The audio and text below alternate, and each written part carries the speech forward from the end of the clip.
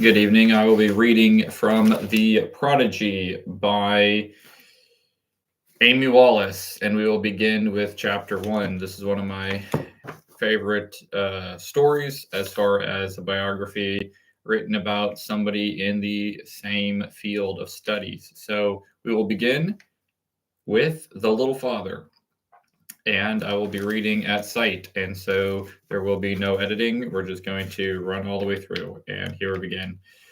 Boris Sidis was born in 1867 in Berchevich, a town near Kiev in the Russian Ukraine.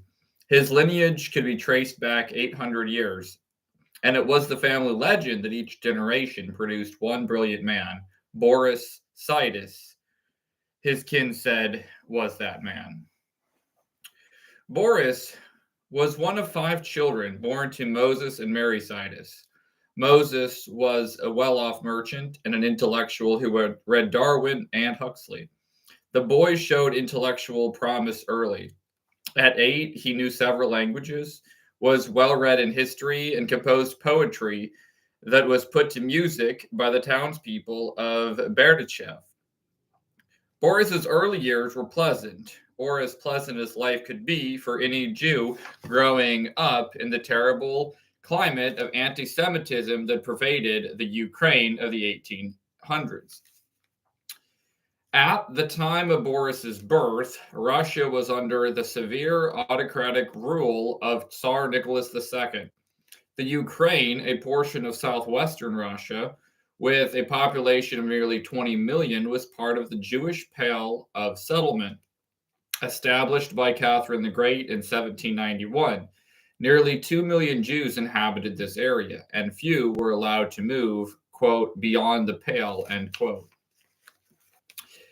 By the mid-1800s, the prevailing attitude of Russians toward their large Jewish population was intensely hostile. A long history of persecution made the Jews easy prey for mass hysteria wiped up by the government. Jewish economic success and land ownership was a threat to many Russians, who claimed that the Christian population was being exploited. Rumors circulated that Jews used the blood of Christian babies in their religious ceremonies. In 1881, under the rule of the reactionary Tsar Alexander III, the wave of hatred broke, the first of a vicious series of pogroms occurred in southern Russia. Jews were assaulted in the streets, robbed, raped, and murdered. The pogroms spread, and in 1882, the Tsar ordered anti-Jewish tribunals, ultimately passing the notorious, quote, temporary, end quote, May laws. These forbade Jews within the Pale to leave their villages and forced multitudes of other Jews into the dense, overcrowded cities. Existence for the average Jewish family was at best a struggle. The situation grew increasingly grim, with little hope of improvement. The Russian authorities were pressing Jews to immigrate, and Jews were anxious to leave. America was now the promised land. It was in the midst of this tumult that Boris Sidis grew up, though his own town, Berdichev, had not suffered a pogrom. As a handsome, healthy, intense teenager, Boris had already developed the values that would guide his life: a hatred of ignorance and tyranny, a passion for learning and teaching. His friends nicknamed him, quote, the Little Father, end quote. Although it was strictly against the law, at 16, Boris organized a small group of friends and embarked on his first mission: teaching peasants to read. Compared to the Russian population as a whole, the Jewish literacy rate was high, but not high enough for these idealistic boys, who were willing to assume a great risk in the service of their ideals. When Boris was 17, he and his friends enrolled in a preparatory school, the equivalent of junior college. In Kashnev, south of their hometown, there they continued teaching peasants, trekking to the countryside every Sunday afternoon.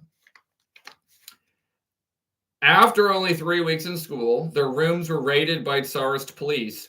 Their landlady, sympathetic to their work, heard of the raid in advance and burned all the books she could find in Boris's room, destroying anything else that might implicate him. To no avail, the 12 boys were arrested. 2 were hanged. As an example to the others, 9 were marched barefoot in the snow to Siberia. Boris, who was discovered to be the leader, was clapped in a dungeon. The governor of Kishinev released Boris for one night and wined and dined the fiery-eyed dissident in his own home, offered freedom if he would confess the details of his, quote, plot, end quote. Boris insisted that there was no plot to confess. He was returned to his shackles, to solitary confinement and torture. His cell was body-sized, and he was unable to recline except with his knees pressed against the wall. He spent the next 2 years in this cell. He was allowed neither books nor paper and pencil. He lived in a total vacuum. This utter emptiness, which would have driven an ordinary man insane, had an extraordinary effect on Boris. These vile years gave him something precious. He owed to them, he said, his courage and his ability to reason. By concentrating on ideas, he left his bodily anguish behind. He later regarded it as one of the greatest creative periods. He could not be broken because in his stinking, wretched cell, he had learned to think. Oh, I see somebody in the comment section saying, read it in Greek. I don't have the Greek translation, but I do have Xenophon's Cyropedia, and that's going to be next. And so my apologies to people listening to this as an audiobook, okay? But I might do some commentary, but I'm going to try not to. So thank you if you're in the chat. Feel free to comment. I don't know that this book's ever been translated to Greek, so that would be an interesting thing. That could be a future project or something. Okay, here we go. Where were we? Okay. He could not be broken because in his stinking, wretched cell, he, Boris, had learned to think. For 2 years, Moses Sidis had fought desperately to get his son paroled. He finally struck a deal with the authorities. If Boris agreed never again to leave his hometown, to report regularly to parole officers, and to renounce all education as teacher and student, he would be freed. On these conditions, Boris was released from solitary confinement and returned to Berdichev. And thank you for whoever's watching. The conditions of his release, primarily the edict against learning, were agony to Boris. He prevailed upon his father to help him escape from Russia. The arrangements were made. The 2 other boys who had been paroled and placed on house arrest made plans to leave with him. Many Russians believed the rumors that the streets of America were paved with gold. Young Boris was probably not so gullible. He believed more likely in other rumors, that in America jobs were abundant, that all immigrants were welcomed with open arms, and that if one worked honestly and hard, a life of plenty was there for the taking. In 1886, Boris and his 2 friends took the unusual immigrant route out of the Ukraine. They crossed the Austro-Hungarian border illegally, traveled by train to Vienna, and from there to Hamburg. There they boarded a ship that would take them to New York City. Few immigrants had a clue to the horror of the voyage ahead. The sheer misery of the trip, with people herded together in filthy steerage compartments, could last anywhere from 3 to 14 weeks. And thanks again for whoever's watching. Awaiting the frayed and weary immigrants was Castle Garden, a huge circular fort on the lower tip of Manhattan. I've actually been there. Quote from the reader. Interesting thing. If you visit New York City, you can actually see this. It's right next to the Statue of Liberty. A huge circular fort on the lower tip of Manhattan. It had been built in 1811 and used as a theater in the 1850s. Such greats as Jenny Lind and Lola Montez performed there. Now in 1886, it served as the main port for entrance for throngs of immigrants. After passing the interrogations of customs officials, Boris and his friends were released into the maw of New York City. At that time, the Lower East Side had an estimated 522 inhabitants per acre. Some areas were more crowded than the worst parts of Bombay, now called Mumbai. Its tenants were infamous. The most profound shock to greet the immigrants was the noise, the chaos, the pushing and shoving, the hurrying and intensity of the Lower East Side, where 4,000 people lived on a single block. For a peasant who had never been in a busier spot than the market square of his village, it was a far cry from the America of his dreams. Like most Jews, Boris found his way to the Lower East Side, where he rented a room for less than $5 a week. In one respect, at least, Boris was far more fortunate than the average immigrant. He and his two friends had several $100s between them. Only a small percentage of immigrants entered with over $20. The average was $8, and many had nothing at all. With no money and not a word of English at the command, New York was a terrifying shock.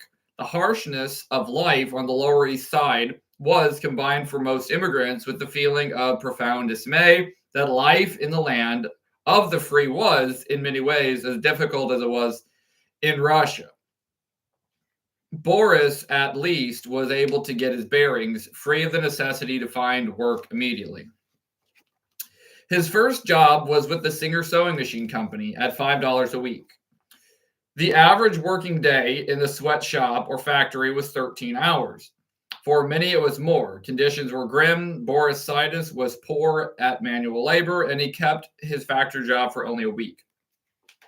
He stretched the money for 2 weeks, subsisting on a diet of herring. A herring could be bought for a penny or two, and stale black bread, 2 cents a pound. Boris escaped misery and despair by feeding his mind. He spent every free moment at the public library. His wife later wrote, "This was Boris's idea of a good life. After a mere 4 months in America, he learned to speak and write English." His next job was in New Jersey hat pressing factory. In a New Jersey hat pressing factory. By now, he had formulated a plan. Work 1 week, study for 2 weeks. After a few months of living by this plan, Boris made a crucial decision. He moved to Boston. The slums were nearly as bad. The jobs paid no better, but for Boris, it had a kind of glamour. He had heard that Boston was the American city where the mind was most revered, the city where intellect thrived. Boris Sidis arrived in winter and rented a room for $1 a week. A room so frigid that a glass overnight turned to ice. But Boris was happy. "When I first set foot in the Boston Public Library," he said, "I felt as though the gates of heaven had opened to me." Boris Sidis was enthralled by his life centered around the library. At first, he followed his, quote, "work 1 week, study for 2 weeks," end quote, program, and found time to write, publish his first article in the Boston Transcript. Then, once he had mastered English, Boris's landlord suggested he tutor young Russian immigrants. His students paid him for an hour in the evening, but usually they talked late into the night until the last streetcar had run, and then walked happily home with their brimming minds. During that first freezing winter, Boris had only the light coat he'd brought from Russia. In desperate need of winter clothes, he entered a shop near his home run by a Russian tailor. The cheapest coat was too expensive for Boris, but the men fell to chatting. The tailor revealed his single burning ambition: which he thought impossible to achieve. He wanted to learn to read in order to study Spinoza. A bargain was struck. Boris taught the illiterate tailor to read Spinoza, and that winter he kept warm in a heavy coat.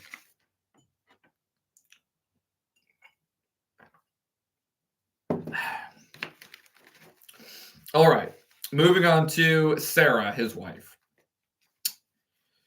Sarah Mandelbaum was born on October 2nd, 1874 in Stara Konstantin, a small but prosperous village in the southern Ukraine.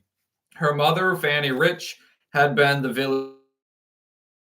She married a 16-year-old student, Bernard Mandelbaum. In keeping with Russian custom, Fanny and Bernard lived with their parents until Bernard finished school and started a business as a grain merchant. Bernard's business was moderately successful. Fanny had 15 children and 3 miscarriages. Sarah was the 5th child, and at the age of 5 was already helping her older sister Ida with household tasks. Her father built a footstool for Sarah to stand on while she made the beds and dusted. Worn down by childbearing, Fanny did no housework. She was, in Sarah's words, a pet. And thus, by the age of 8, Sarah was doing all the house cleaning while Ida did the cooking. The 2 girls tended their young siblings full time, calling them, quote, our babies, end quote. Then, as a present, Sarah's father gave her a sewing machine, and soon she was making all the family clothes. So she could help with his accounts. He taught her to add, subtract, and to multiply. Sarah didn't seem to resent all the burdens placed upon her. Her parents never spoke a harsh word, nor did they punish their large brood in any way. And Sarah noticed that if she treated, quote, her babies, end quote, gently and kindly, they obeyed her properly. The first seeds of a philosophy of child rearing were thus taking root. Suddenly, when Sarah was 13, her orderly, busy life was turned topsy-turvy. Until then, her family had been spared the assaults of the vicious pogroms. But one ugly day in 1887, a band of thugs attacked the household. Bernard Mandelbaum stood in his doorway, wielding a pitchfork and shouting to his children, run, escape, fly. The robbers overpowered him. Caving in his front teeth, Fanny was knocked unconscious, and the baby she held in her arms was picked up and dashed to the floor. It was killed instantly. Sarah, Ida, and their brother Harry ran out the back door and into snow-covered fields. They found a nearby brickyard, crawled into the warm oven where bricks had been baking, and fell asleep. The robbers stole everything and partially razed the house. All that Bernard Mandelbaum had struggled so hard for had been destroyed. He drew his family around him and announced, we must leave a country where such things can happen. He could raise only enough money for 2 to go to America. According to Sarah's unpublished memoirs, Bernard said, I will take Sarah with me. She is the brightest. It was left to Ida and her grandparents to take over the rest of the housekeeping chores and the care of her mother and 6 brothers and sisters. Bernard and Sarah traveled to Germany, where they planned to board a ship for New York. But as they were about to embark, they discovered they had only enough money for a fare and a half. Sarah was too old to travel half fare. Bernard saw no solution. We must go back to Russia and wait until we raise more money. Sarah, not to be daunted, pleaded with the captain of the English ship, who finally let her board for half a fare. Once on board, she was overcome with anticipation. We're going to America, where I can learn everything.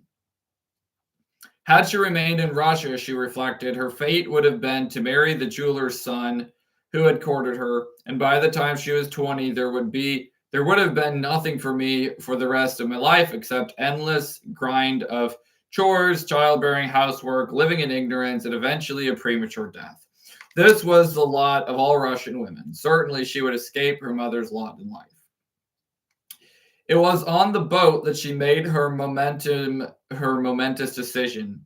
In America, I will become a doctor. The most outrageous and probable thing for me to become. The goal furthest from my reach in Russia.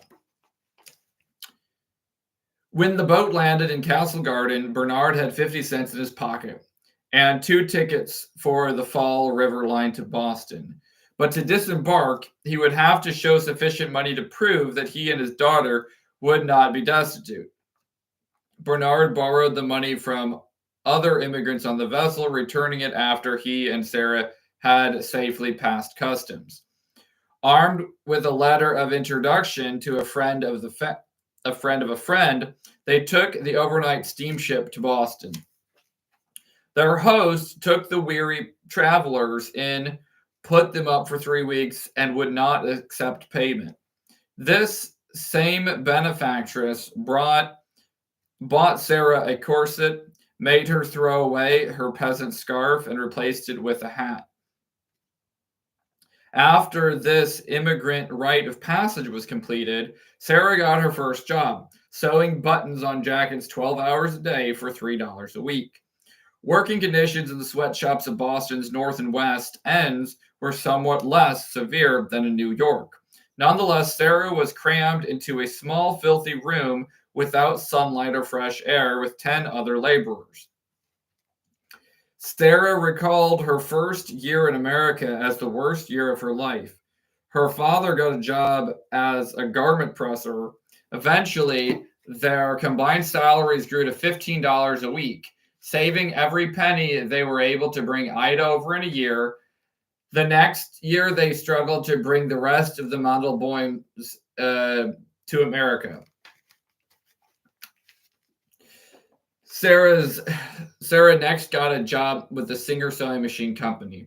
Glad of her previous experience with her sewing machine, she worked a 10-hour day, going to customers' houses and teaching them to use new machines. As a money-saving scheme, she made this rule for herself. If the distance between customers was under 2 miles, she would walk and save the 3 cents car fare, an economy measure employed by many immigrants. 2 years after her arrival in America, Sarah's whole family was reunited in Boston.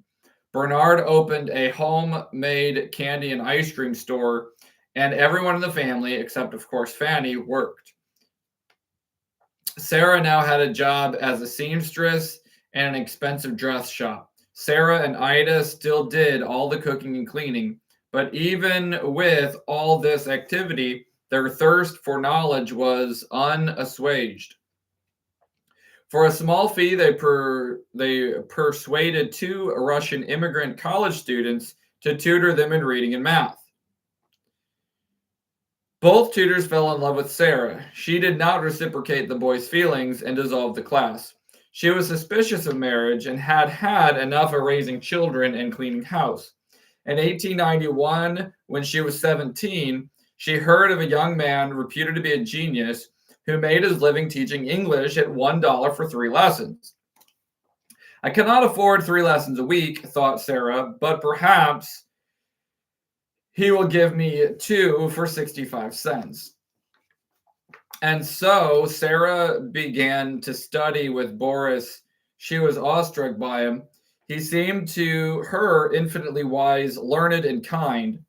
2 evenings a week they met and studied. Afternoons they met on the Boston Commons and talked for hours about their plans and aspirations. Under Boris's tutelage, Sarah nurtured her dream of becoming a doctor. Medical school was the favorite ambition of European immigrants, and the school tuition fees were payable in installments, bringing the dream within reach of a dedicated few. Still, in 1891, only a few dozen European immigrants had become doctors in New York, and none of them were women. When Boris suggested Sarah go to college, it was all the impetus she needed to formulate a plan. She would take night classes for 2 years, get her high school diploma, and enter Boston University School of Medicine.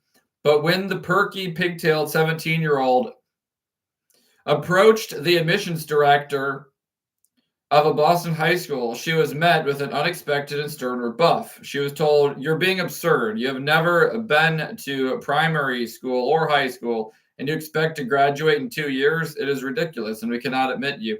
Nobody's ever done it."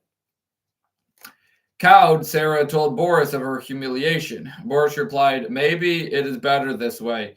You can take the New York State Board examinations for high school students in 3 weeks. Pass them and you won't have to go to high school." Sarah, who knew little math, despaired of learning algebra and geometry in 3 weeks. But Boris remained confident. He asked her for 25 cents and purchased a secondhand Euclid. He explained the first 5 theorems in geometry, then said, "Use your good mind to work out the rest of them just as Euclid did. Don't try to memorize, just try to understand, and then you can't help remembering."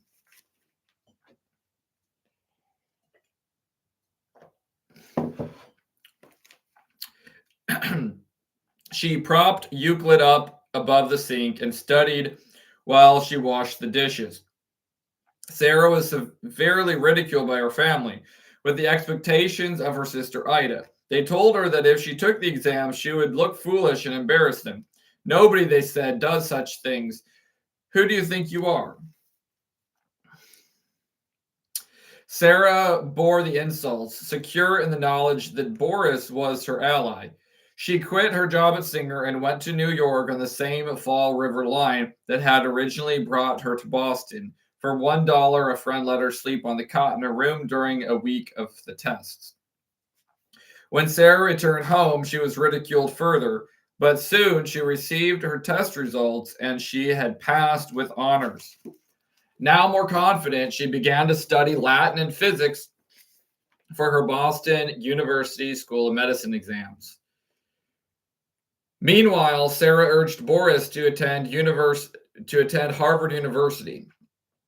Boris refused, saying, "What can they teach me? They will enmesh me in scholastic red tape." "What good is being the most brilliant man in the world," Sarah replied, "if you meet only the 4 walls?" Sarah persisted, and soon Boris was enrolled in Harvard as a special student, taking physics, Latin, economics, and philosophy. While Boris never got over his hatred of bureaucratic red tape, he fell in love with the rich intellectual life of Harvard, and in 1892, Harvard was a glorious place to be. It was the heyday of the long reign of President Charles William Eliot, a vigorous and controversial man of legendary accomplishments, including the appointment of a stellar group of intellectuals to his faculty. A group who would become Boris's teachers. Foremost among these was the philosopher/psychologist/scientist William James, who was to figure heavily in the Sidis' lives. James, then 50 years old, was intense and energetic. He had overcome youthful years of severe depression and was in his prime as full professor of philosophy. His work was being read and hotly debated throughout America and Europe. In addition to his philosophy course, he offered a course in psychology. The birth of the American movement in psychology was taking place in Harvard in the 11 rooms of the psychological laboratory founded by James in 1891. It was the first of its kind in America. There was no psychology department in such. As such, students drawn to this novel and experimental field came largely from the science and philosophy department. Not all of James's students appreciated their mentor's psychological leanings. Morris Raphael Cohen, who went on to become a Harvard philosophy professor, wrote, "I could not share James's psychologic approach to philosophy. His psychologic explanations of necessary truths did not seem to me to bear on their logical nature. Our intellectual disagreements were often violent." Yet, like so many of James's students, Cohen found him, quote, "a never-failing source of warm inspiration," end quote. and, quote, a trusted counselor in all my difficulties of health and finance, end quote. The California-born philosopher Josiah Royce, recruited for Harvard by James, fit perfectly the stereotype of the philosopher. Pudgy, quiet, learned, and diligent, his disorderly appearance caused students to mistake him for the janitor of Server Hall. Royce and James remained intimate associates for years, though their views were quite different and they argued frequently. Together, these two formed the cornerstone of the Harvard Psychology Department, drawing recognition of American philosophy from Europe.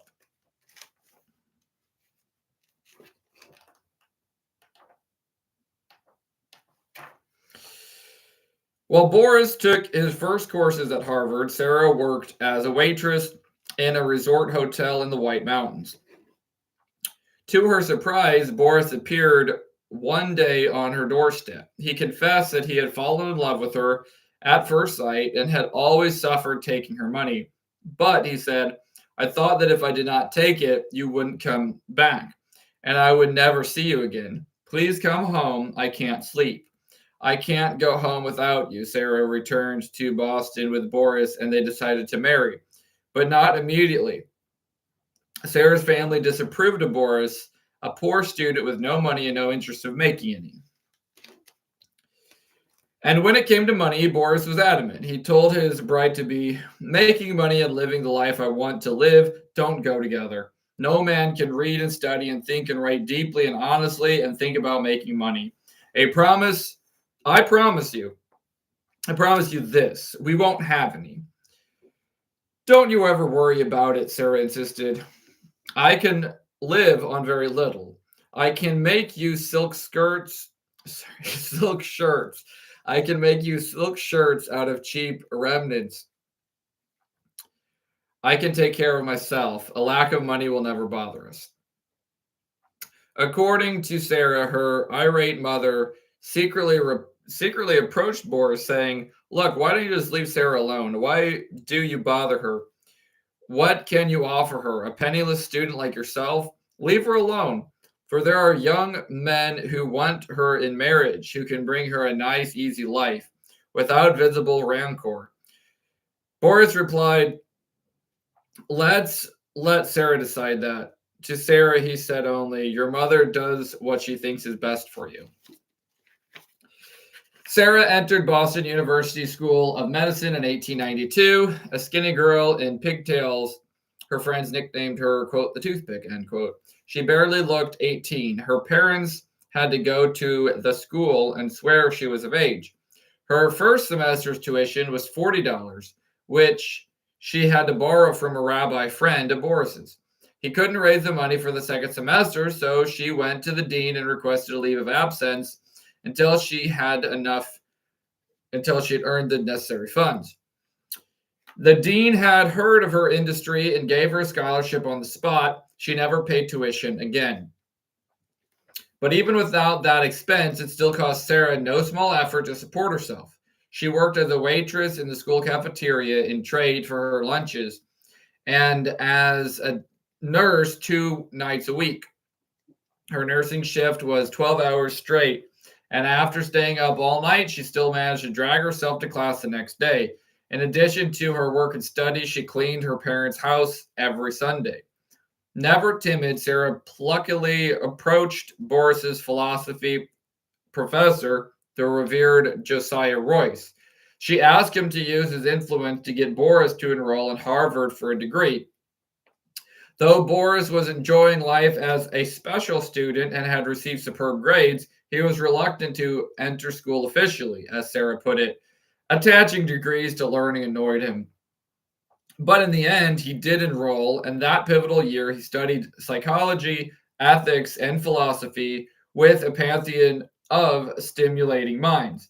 If Boris was pleasantly surprised by Harvard, Harvard's professors were astounded by the fiery young Russian. Once again, Sarah pressured Boris, urging him to speak to his teachers to see if he could graduate Harvard in 2 years instead of the normal 4. The faculty did her suggestion one better. Boris was graduated in 1 year, magna cum laude. As usual, he had received all A's.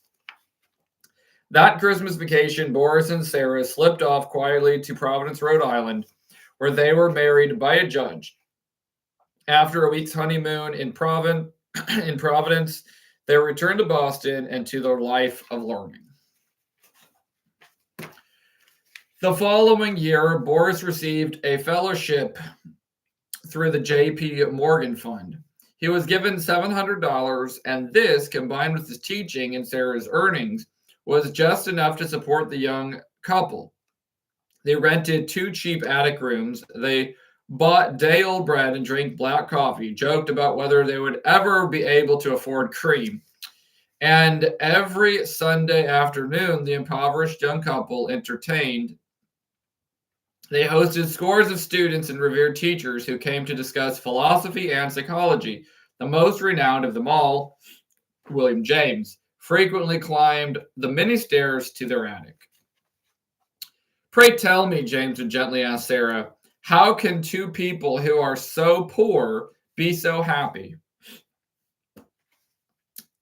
At the turn of the century, the field of psychology was still in a primitive state. In Europe, Sigmund Freud was gaining a small reputation among scientists, but lay Americans had never heard of him. The French psychologist Pierre Janet then dominated the field. Janet, taking the banner from his own teacher, Jean-Martin Charot, was making inroads in the mental medicine that were read of and admired immensely by the Boston group. In years to come, Boris would be dubbed the Janet of America for his pioneering studies in hypnosis and mental illness. None of the eager Bostonians gathered in the Sidis' attic could have guessed that a bitter Freud would soon slip the budding American psychoanalytic community into angry factions.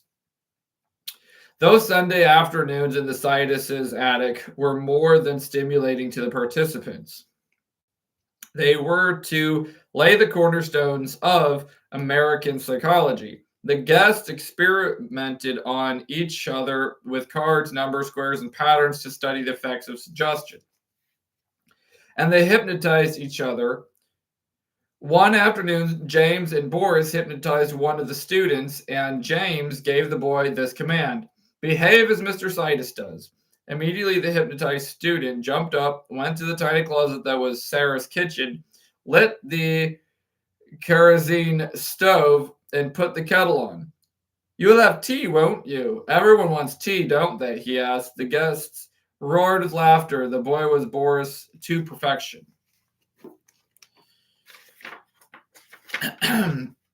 The aim of these studies and experiments was to understand the previously unexplored subconscious, or what Sidis and James called the subwaking mind.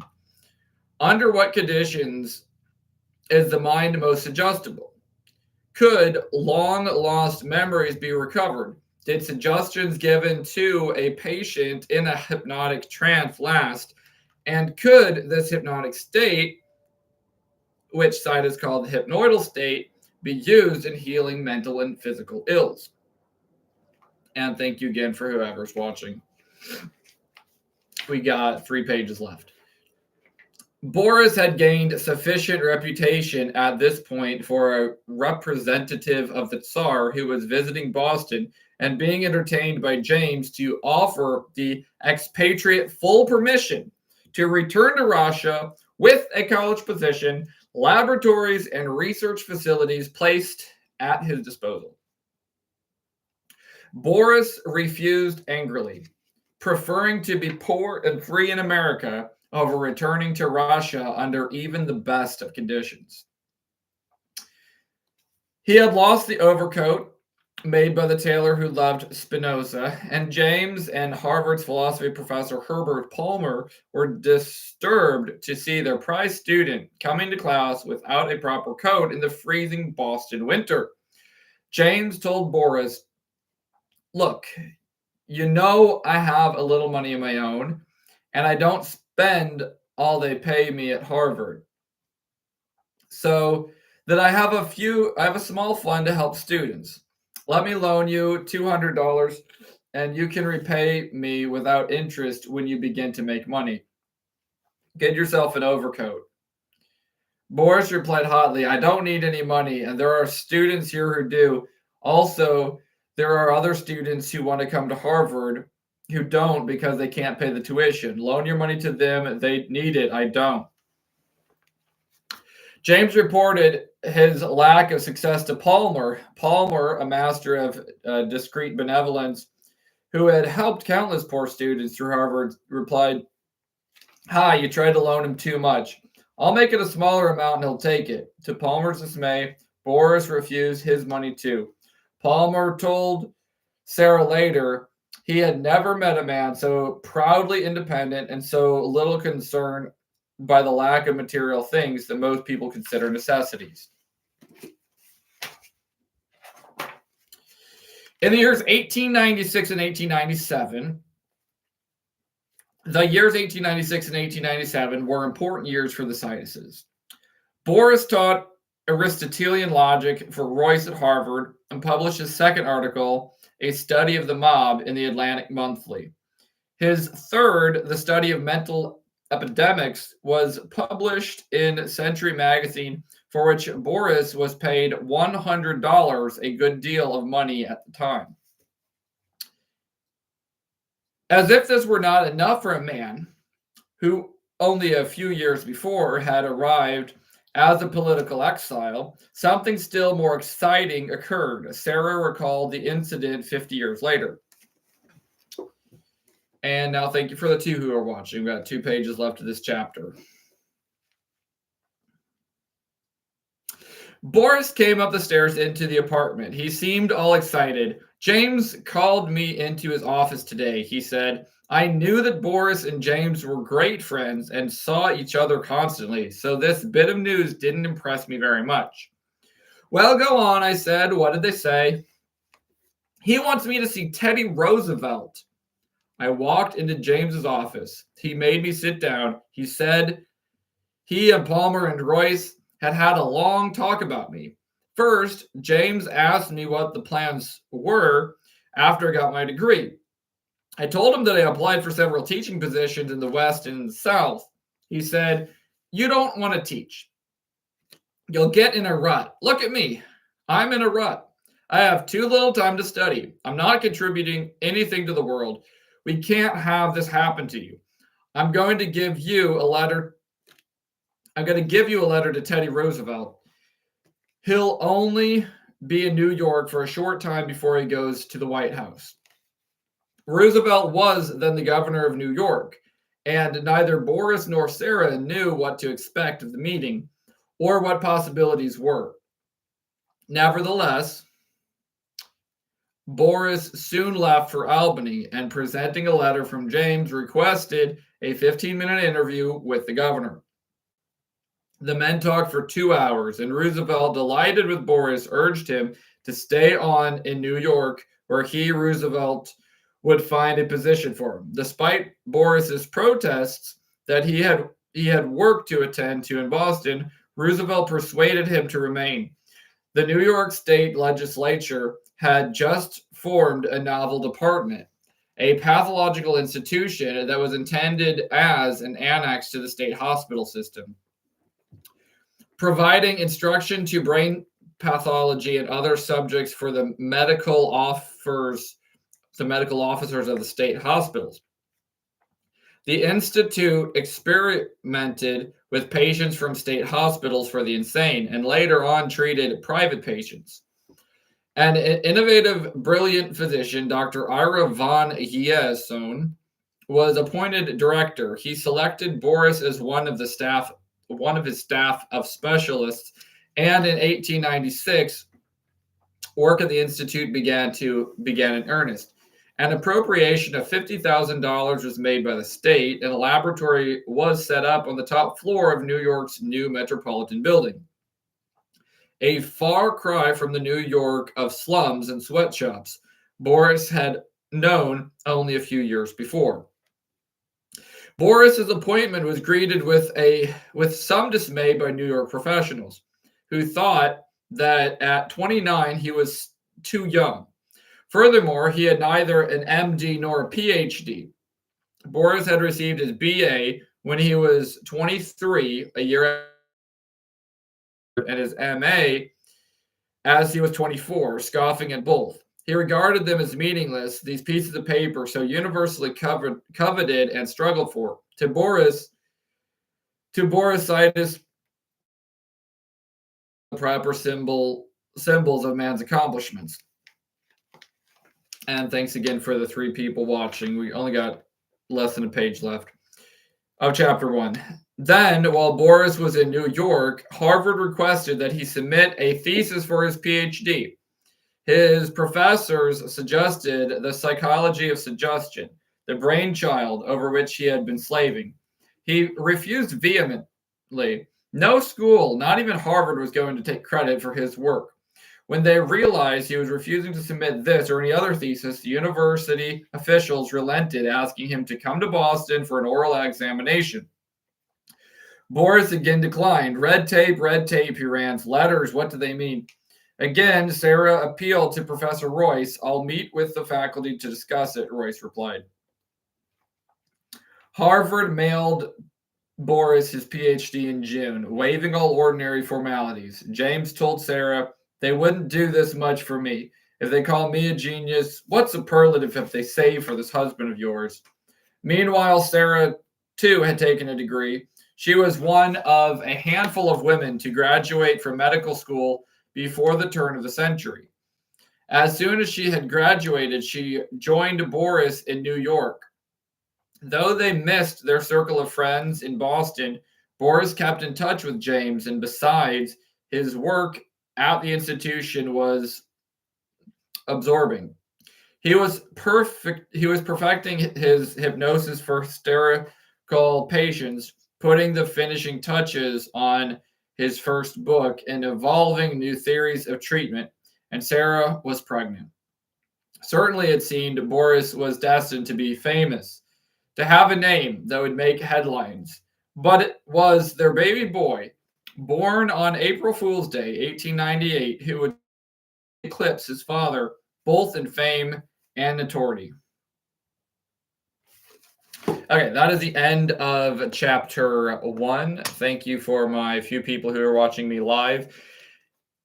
I will continue to read periodically. There are, I guess, 20 chapters, what it seems from the index. And so we will just plug away a little at a time. And I'll be going back and forth between that and several other books on this channel as I continue to keep making progress. So thank you for those who have joined live. Thank you for those who are joining later. And till next time, shalom and lihitraot.